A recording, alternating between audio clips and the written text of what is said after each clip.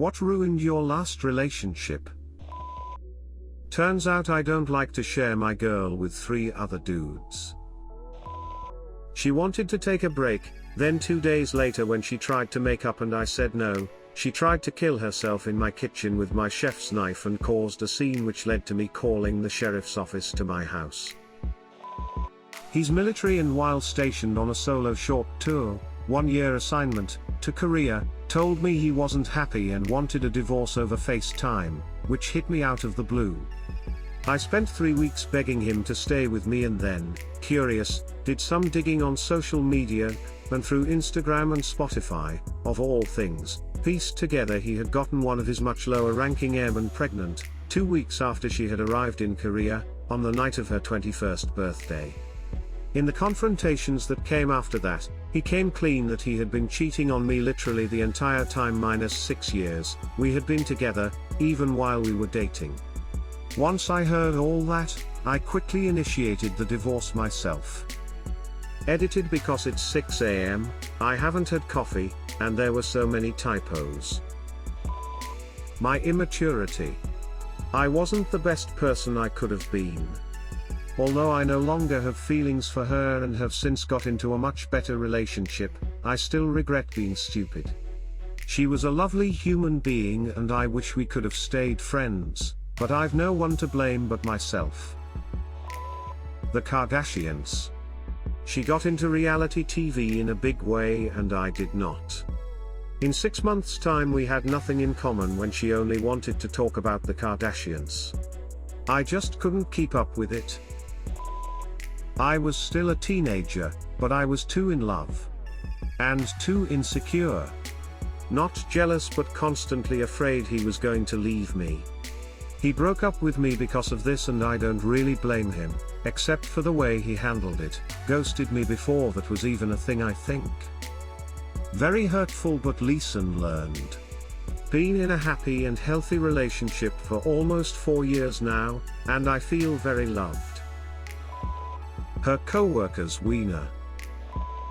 We were too good together, after nearly 4 years my so didn't see us ever ending, which was the problem. We're both young and she wanted to experience life by herself before she settled down.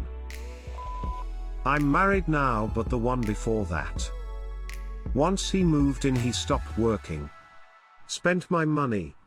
When I came home the house wasn't clean and he had already eaten. I had to pay for everything. Absolute turn off. If you're going to scrounge off of me then at least contribute in other ways. But being lazy? Hell no. I want a partner, not an adult child. She just said to me I think I prefer you as a friend, by text of course. I didn't put any effort in and took her for granted. You live and learn, though. Her friend from high school she hadn't seen in 8 years contacting her on Facebook. Suicide. Our denial. We were incompatible but we tried to make it work. We just weren't made to be together. Our daughters are the best part of that marriage. My anxiety, paranoia, depression and period. Money. She never had it, even when she had a job. She just spent it as soon as it hit her pocket or bank account. She needed to pay off her car and find a place beside her parents' house to live, but instead she bought stupid stuff like video games and lotto tickets.